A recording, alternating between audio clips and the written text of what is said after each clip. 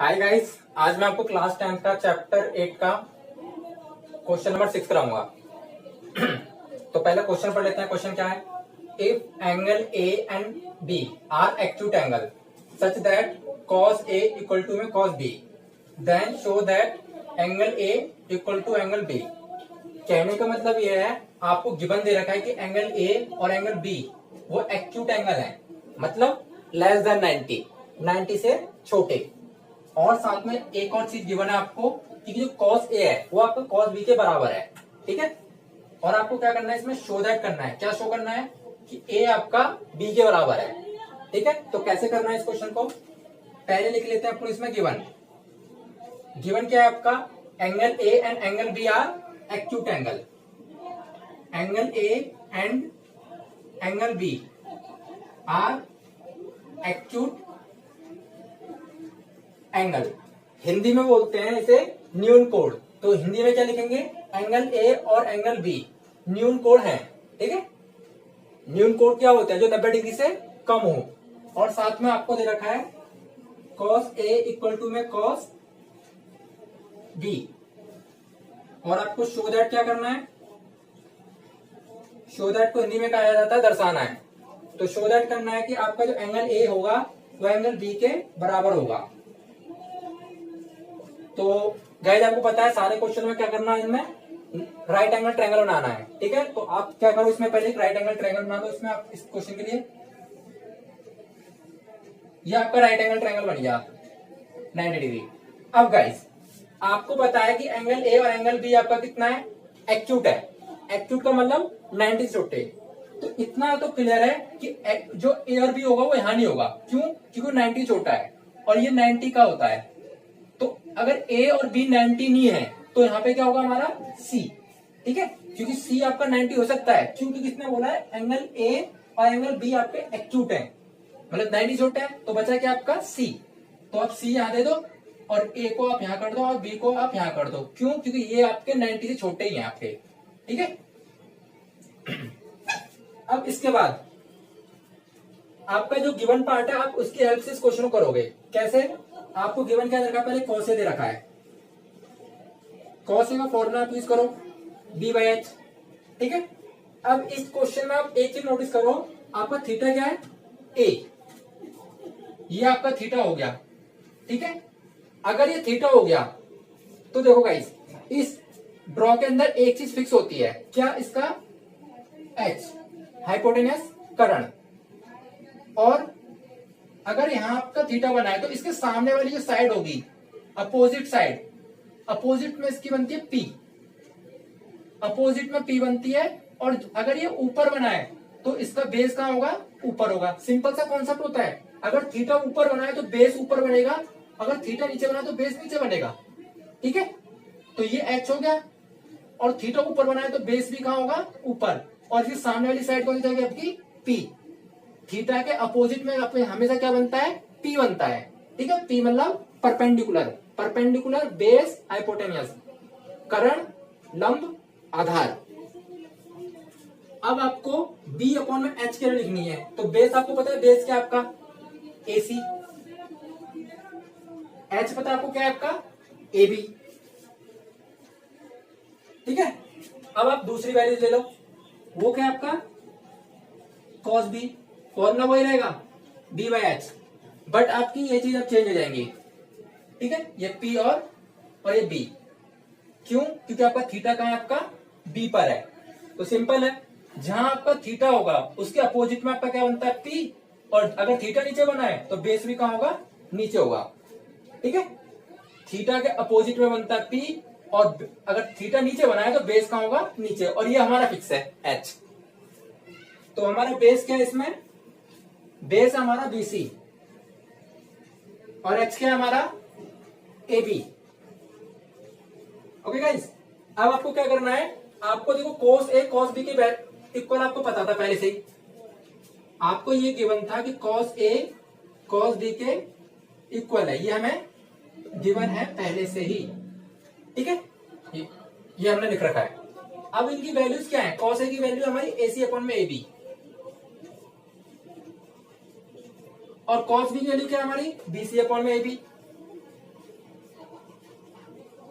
इसके बाद गाइस आपको ये डिवाइड में दे रखा है, अगर यहाँ डिवाइड में है तो यहाँ कहाँ पहुंच जाएगा, मल्टीप्लाई में। अगर कोई भी चीज आपकी लेफ्ट हैंड में डिवाइड में है तो राइट हैंड में कहाँ जाएगी वो, मल्टीप्लाई में। BC अपॉन में AB, तो अभी यहाँ पे डिवाइड में है नीचे, तो यहाँ कहाँ जाएगी ये, मल्टीप्लाई में। तो आप AB से AB को काट सकते हो, तो आपका AC बराबर हो गया BC के। ठीक है, अब आपको एक थ्योरम में याद होनी चाहिए कि अगर एक ट्रायंगल दे रखा है, उस ट्रायंगल के अगर ये दो साइड बराबर हैं तो इसके सामने का ये एंगल और इसके सामने का ये एंगल आपस में क्या होते हैं, बराबर होते हैं। थ्योरम है ये, equal sides have opposite angle are also equal. बराबर भुजाओं के सम्मुख कोण भी बराबर होते हैं। तो AC के सामने कौन सा एंगल हमारा, AC के सामने B है और BC के सामने हमारा कौन सा है, A है। यानी आपका एंगल A बराबर हो जाएगा एंगल B के। रीजन लिखना पड़ेगा आपको, रीजन क्या है, equal sides have opposite angle are also equal. Hindi में डिक्टेट कर देता हूं, बराबर भुजाओं के सम्मुख कोण बराबर होते हैं। ओके, तो ये आपका क्वेश्चन नंबर हो गया 6। अब हम करेंगे क्वेश्चन नंबर 7। तो गाइस अब हम क्वेश्चन करते हैं क्वेश्चन नंबर 7।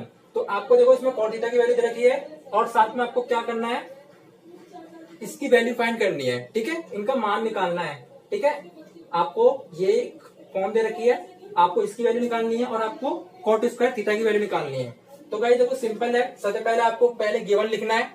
गाइस पहले मैं आपको एक ये चीज बता देता हूँ कि आप अगर ये वाली वीडियो डायरेक्ट देख रहे हो तो सबसे पहले आप इसकी इंट्रोडक्शन वीडियो जरूर देखो, क्योंकि जब तक आप किसी भी चैप्टर की इंट्रोडक्शन वीडियो नहीं देखोगे तो आपको समझ में नहीं आएगा। तो गाइस सबसे पहले मेरी इंट्रोडक्शन की वीडियो जरूर देखना। ओके गाइस, तो सबसे पहले मैं इसका गिवन लिख रहा हूं। गिवन पार्ट क्या है आपका, कॉट थीटा 7/8। ठीक है, अब गिवन लिखने के बाद इसका फाइंड भी लिख लो आप। फाइंड आपको क्या करना है, 1 प्लस में साइन थीटा, 1 माइनस में साइन थीटा, 1 प्लस में कॉस थीटा, 1 माइनस में कॉस थीटा, और सेकंड पार्ट आपको करना है cot square theta. Okay, solve. तो ये आपको गिवन दे रखा है, ये आपको फाइंड करना है। अब आपको सॉल्व। अब देखो सॉल्व करने से पहले सबसे पहले आपका काम ये होता है कि आपको इसमें एक ट्रायंगल बनाना है, राइट एंगल ट्रायंगल, जिससे क्वेश्चन होगा। तो सबसे पहले मैं आपको इसमें राइट ट्रायंगल बना लेता हूं आपका एक। ये आपका बन गया राइट एंगल ट्रायंगल। अब थीटा देखते हैं, थीटा क्या दे रखा है, मतलब ABC दे रखा है, थीटा दे रखा है। तो इसमें देखो कॉट थीटा दे रखा है आपको, मतलब थीटा दे रखा है। तो जो भी आपका थीटा दे रखा है आपको उसको फिगर में शो करना है, और ज्यादातर उस थीटा को आप नीचे लेना। नीचे का मतलब है यहाँ, आप यहाँ पे भी ले सकते हो, बट यहाँ लोगे तो थोड़ी सी आसानी रहेगी क्वेश्चन को सॉल्व करने में। क्या आसानी रहेगी, आपका बेस नीचे रहेगा।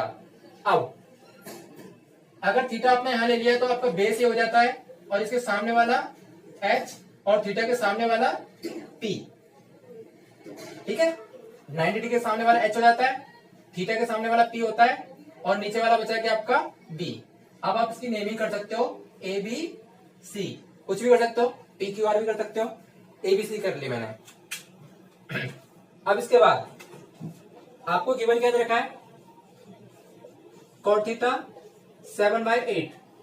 ठीक है, अब कॉट थीटा का फॉर्मूला क्या होता है, कॉट थीटा का फॉर्मूला होता है B/P। ठीक है, ये होता है आपका tan का उल्टा। tan का फॉर्मूला क्या होता है, P/B। तो P/B अगर tan का होता है तो कॉट का हो जाएगा B/P। अब कॉट थीटा 7/8 B/P होता है B अपॉन में P। तो आपका B हो जाएगा 7 और P हो जाएगा आपका 8। B 7 P 8। अब B और P को आप फिगर में शो कर दो। तो B आपका कितना है, मैं भी इसके हटा देता हूं, और P कितना है आपका 8। ओके गाइस, अब आपको देखो इसका जो नेक्स्ट स्टेप ही होता है, अगर आपको एक ट्रायंगल की दो साइड्स मिल गई तो आपका सबसे पहला काम ये होता है कि आपको तीसरी साइड निकालनी होती है। ठीक है, तो आपको इस क्वेश्चन में आपकी दो साइड दे रखी हैं, तो आपको क्या करना है, आपको इसकी तीसरी साइड निकालनी है AC। तो वो कैसे निकालेंगे, पाइथागोरस थ्योरम। ठीक है, तो अपन इन ट्रायंगल एबीसी ले लेते हैं और उसमें क्या होगा, पाइथागोरस थ्योरम कैसे लगाते हैं, 90 डिग्री सामने वाली साइड का स्क्वायर मतलब एसी स्क्वायर बराबर होगा इसकी दो जो साइड बची, कौन सी बची, ए बी और बी सी, उनको प्लस कर लो और उनके ऊपर स्क्वायर लगा दो, इसे कहेंगे पाइथागोरस थ्योरम। इसे शॉर्ट में लिखने का तरीका होता है क्या, एच हाइपोटेनस, ए बी मतलब बेस, बी से लिख सकते हो आप, और बी सी पी से लिख सकते हो आप। ठीक है, आप ऐसे भी लिख सकते हो, तो मैं अभी ऊपर वाले लिख के चल रहा हूँ, दो नहीं लिख रहा मैं। ओके गाइस, तो मैं इसे हटा रहा हूं। आप लिखने का तरीका ये भी होता है, आप ऐसे भी लिख सकते हो इसे। अब आपका ए बी पता है, ए बी कितना है आपका 7, बी सी आपको पता है, बी सी कितना है आपका 8, 7 इंटू में 7, 8 इंटू में 8, तो 7 इंटू में 7 कितना है 49, 8 इंटू 8 हो जाएगा 64, AC square 9 4 13 AC square under root आएगा ये।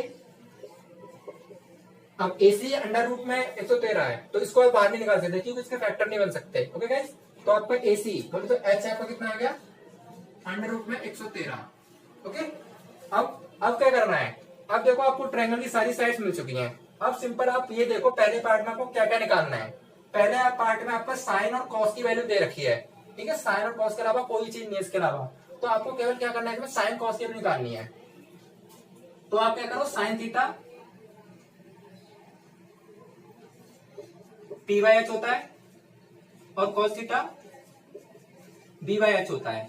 ओके, तो साइन थीटा की वैल्यू पी बाई एच, तो देखो गाइस आपको पता है थीटा था तो ये बी था और ये आपका पी था और ये एच था, आप लिख लो अभी फिलहाल। ठीक है, तो पी आपको पता है, पी कितना है आपका 8 है और एच आपका कितना है,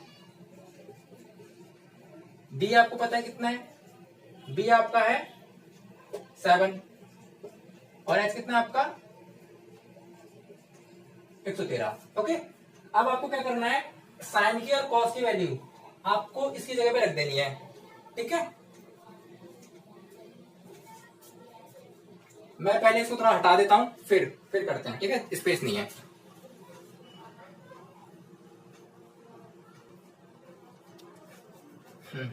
तो भाई देखो मैंने वो पार्ट उतार लिया इसका, ये वाला जो पार्ट फर्स्ट पार्ट जो था।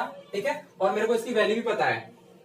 ठीक है, तो देखो वैल्यू रखने से पहले ना मैं थोड़ा इसमें थोड़ा एक कैलकुलेशन कर लेता हूँ। क्या, देखो ये एक ए प्लस बी ए माइनस बी का फॉर्मूला बनना है, सेम नीचे बनना है।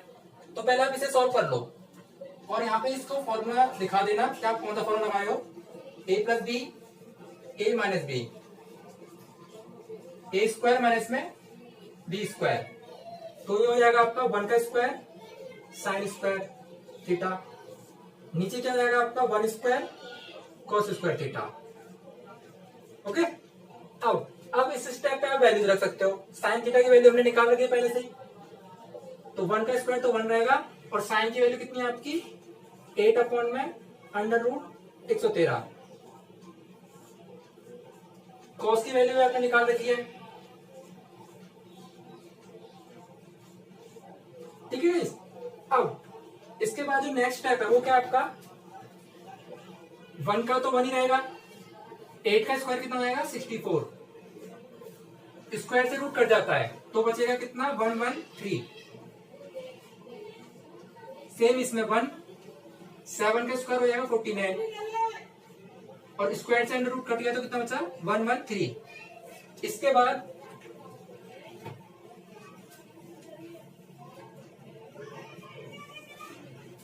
इसके नीचे कुछ नहीं तो आप ले लो, क्या 1 ले लो, इसमें ही 1 ले लो। ठीक है, अब आपको क्या करना है, 113 का और 1 का एलसीएम ले लो। ठीक है, 1 का और 113 का एलसीएम कर लो तो आपको पता है 113 आएगा। इसके बाद का स्टेप क्या होता है, इस 1 को इस 113 से डिवाइड करो। अगर मैं 1 को 113 से डिवाइड करता हूं तो कितना आएगा 113 आएगा, 113 नहीं आएगा।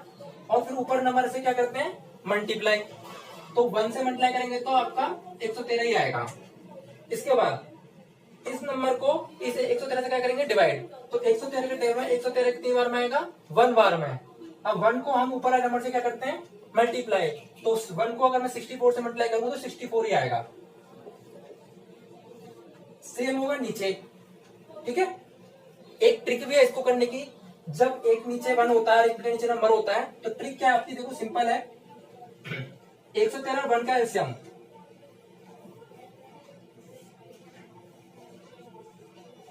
113 और 1 का एलसीएम 113 आएगा। सिंपल क्या है, आपको 113 को 1 से मल्टीप्लाई कर दो और 1 को 49 से मल्टीप्लाई कर दो। ये केवल 1 के काम में यूज होती है ट्रिक। अगर आपको दूसरा कोई नंबर देगा तब यूज मत करना, तब ये रॉन्ग है। तो 113 को इससे मल्टीप्लाई कर दो और 1 को इस 49 से। ओके गाइस, अब देखो ये 113 और ये 113 दोनों डिवाइड में है, तो ये कैंसिल आउट हो सकते हैं। इसके बाद ये बचा आपका 113 में से 64 गए तो आपके 49 और 113 में से 49 गए तो आपके 64। ओके गाइस, तो ये आपका पहला पार्ट हो गया। अब इसका देखो दूसरा पार्ट क्या है हमारा, दूसरा पार्ट है हमारा cot स्क्वायर थीटा। तो ये भी सिंपल है, कैसे, आपको देखो cot थीटा की वैल्यू क्या है, आपको शायद दे रखी है इसकी वैल्यू 7/8 दे रखी है, ठीक है। तो इसे आप सिंपल उतार लो। आपको ये cot थीटा की वैल्यू दे रखी है, आपको किसे निकालनी है, स्क्वायर की। तो आप क्या करो, इस पे भी स्क्वायर लगा दो और इधर भी स्क्वायर लगा दो। तो 7 का स्क्वायर होता है 49 और 8 का होता है 64। तो गाइस ये आपका होगा क्वेश्चन नंबर 7। Okay guys.